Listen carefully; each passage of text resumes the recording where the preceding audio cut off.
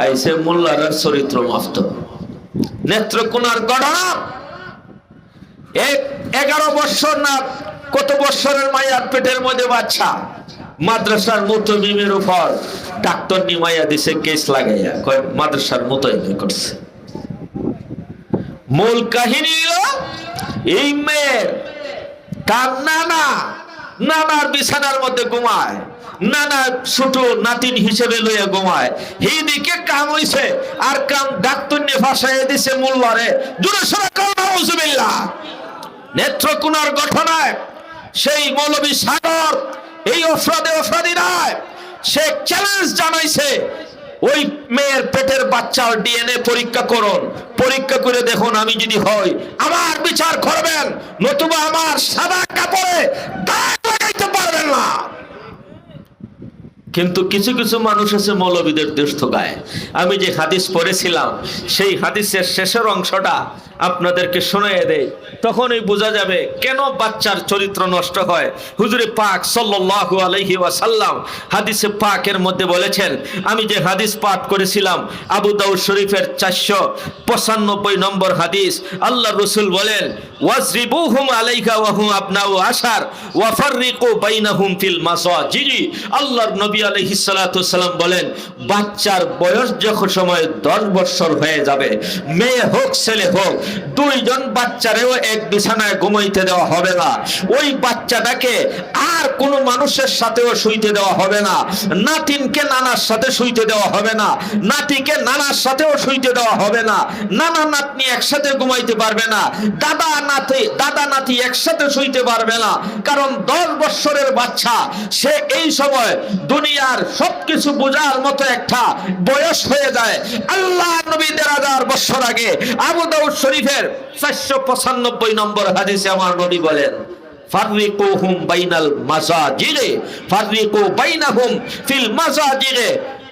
10 বছর যে সময় হইয়া যায়, কোন মেয়ে হোক ছেলে হোক এক বিছানায় শুইতে নিষেধ। কথা বলেন।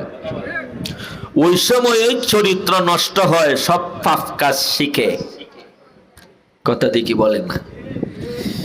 10 বছরের বাচ্চারা সব ধরনের পাপ কাজ শিকার মতো নলেজ তার মগজের মধ্যে তৈরি হয়ে যায়। এই জন্য 10 বছরের ভাই বোন এক বিছানায় ঘুমাইতে আল্লাহ নবী আবু দাউদ শরীফের 495 নম্বর হাদিসে নিষেধ করে দিয়েছেন।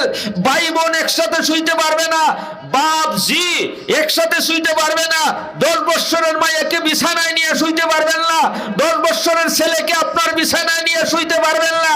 আমার নবী বলেন, 10 বছরের 2টা বাচ্চা মেয়ে এবং ছেলে এক বিছানায় শুইতে পারবে না, আলাদা করো চরিত্র যদি গঠন করতে চাও।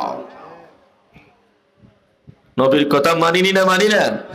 এবার আসর যে হাদিস পড়েছিলাম, বিয়া হয় কয় কারণে বলেন, বিয়া কয় কারণে হয়? সেই কারণে আল্লাহ নবী বলেন, ওরে আমার আদরের সাবেকুল স্বরূপ, 4 কারণে বিয়ে হয়। তোমরা ধর্মীয় কারণটাকে প্রাধান্য দিতে হবে। তোমার দেখতে হবে ওই মেয়েটা দিনদার আসেনি না নাই, ওই মেয়ে কোরআন তেলাওয়াত জানেনি না জানে না, নামাজের মাসালা কোরআন তেলাওয়াত জানেনি না জানে না, হালাল হারাম জানেনি না জানে না, পাক পবিত্রতা জানেনি না জানে না। এই সমস্ত দিনের মাসালা মাসাইল যেই মেয়েটা জানে, ওই মেয়েটাকে বিয়ে করো। যদি সৌন্দর্য হয়, যদি সাথে সাথে সুন্দরীও হয় আলহামদুলিল্লাহ, যদি সাথে সাথে বাবাও যদি ধনী হয় আলহামদুলিল্লাহ, বংশ যদি ভালো হয় আলহামদুলিল্লাহ। ওরে আমার আদরের সাহাবীগণ, যদি মেয়েটা সুন্দরী না হয়, যদি বাবার ধন সম্পদ যদি নাও থাকে, যদি বংশীয় ভাবে বড় বংশের যদিও না হয়, ওরে আমার আদরের সাহাবীগণ, ফাসফার বিজাতিদ্দিন। ওরে আমার আদরের সাহাবীগণ, যদিও ধন সম্পদ না থাকে, যদিও মেয়েটার সৌন্দর্য না থাকে, যদিও বংশীয় কোনো মর্যাদা না থাকে, ওই গরিবের মায়া যদি দিনদার হয়ে যায়, তাকে তুমি বিয়া করো, তোমার ঘর উজালা হয়ে যাবে। কারণ তুমি যেই বিয়াটা করতেছো, তোমার এই বিবাহের মাধ্যমে হাজার হাজার হাজার হাজার লাখ লাখ বনি আদম তার পেটের ভিতর থেকে বাহির হবে।